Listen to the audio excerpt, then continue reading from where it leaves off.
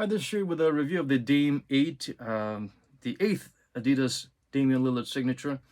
First of all, for a size 9, it weighs about 395 grams. That's a lot, but shockingly, it doesn't feel anywhere near as what the digits show. So this is a very light feeling shoe. So I would not say this falls on the heavier side. Sometimes the digits don't really coincide with the hefty weight or the lead-like discomfort that you feel with the shoe. I don't know how the weight is distributed in the shoe, but it feels much lighter than the digits show. Uh, I would say go true to size, but like most Adidas shoes, it has that problem of this crazy dead space on the top of the toe box, and it's pretty starchy. So the lace loop only comes up to this part. So all this toe box area, no matter how much you scrunch this part up, there's gonna be a lot of space and loosey goosiness here. So you might want to add poke some additional holes and make more lace loops there.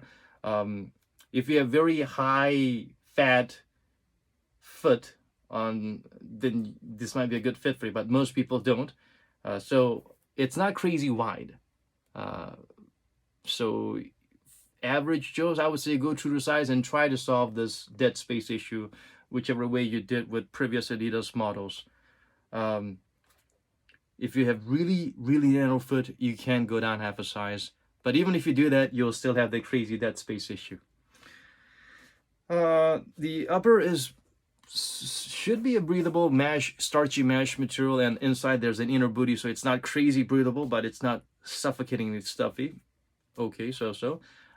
It's got those little inspirational words like fourth quarter KO. It's got a lot of boxing inspirations there. On the outsole, it says bob and weave, stick and move, like the words you hear from, was it Mickey when he was training Rocky?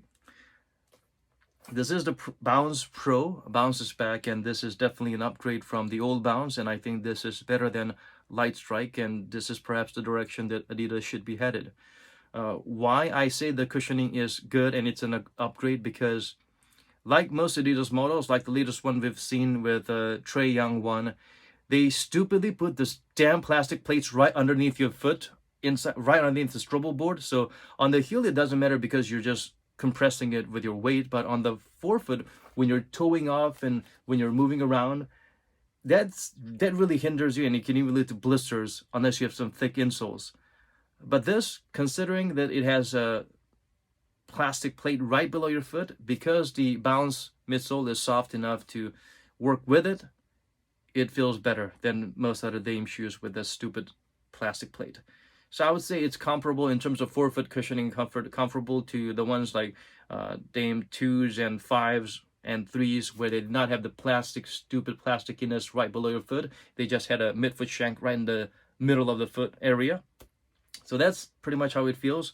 And though they come with a very flimsy, lazy, cheap ortholite knockoff type of material for an insole, even with this, it gets the job done to provide a nice cushioning overall compared to the Dame 7s especially, or the 6s on the forefoot. If you could change up with some thicker EVA insole or any other kind of insole that might fit you nicely, it will work nicely in tandem and elevate the cushioning a whole lot more without lifting you high off the ground, because the shoe is pretty low to the ground. The Dame 7s actually had some pretty good heel cushioning and practically non-existent forefoot cushioning. It had zero minimal cushioning and the plastic plate right underneath your foot, so it was the worst type of forefoot cushioning ever. But the heel Light Strike seemed good and dense, and the Bounce Pro is soft at the same time. It works adequately enough to provide the level of density and energy return or shock absorption. This is the better cushioning that we've had in terms of Adidas models. I don't know how long this would last, but certainly the Dame 2s stood the test of time, and it also worked nicely because it had a really thick EVA insole and it worked nicely in tandem. So do remember, for most Adidas shoes, it's never about the midsoles. It's usually about how it works nicely in tandem with the kind of insole that they've given you. This paper thin insole, still, it gets the job done, with the Bounce Pro actually being a lot better in terms of the softness compared to the Light Strike or the ordinary Bounce. Yeah, the outsole is much better. It's got that wave-on pattern that we've seen, although it's an enlarged version of what we saw in previous grippy shoes like the Crazy Lights. But the wave-on pattern, of course, the Crazy Lights had different levels, different contours. The blades were, one was a little bit longer than the next one, so they had some alternating currents, you might call it. So it's lacking that, but it's still way better than just having copy and pasted lazy herringbone or that stupid lightning pattern on the Game 7, which was the worst, I think.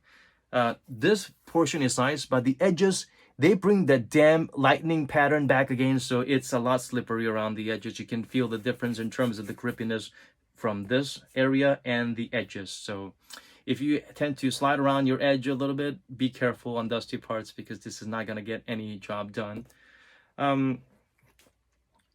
Interestingly, although it has a nice wide base and it seems to have a nice little outrigger, it does not seem to provide that kind of uh, anti-inversion support. Kind of like, I think it had better support in terms of ankle rollover prevention. I think they did a better job with previous models. This one, it seems a little bit more, maybe it's because of the softness of the foam, but I wish they could have done a little bit more with this. It's not bad. It's not going to twist your ankle over, but it's got a little bit of a sponginess before it comes to a stop. So not the best outrigger or midsole that serves as an outrigger. But all in all, it feels surprisingly lighter than what the numbers show on the scales, and the cushioning is definitely an upgrade.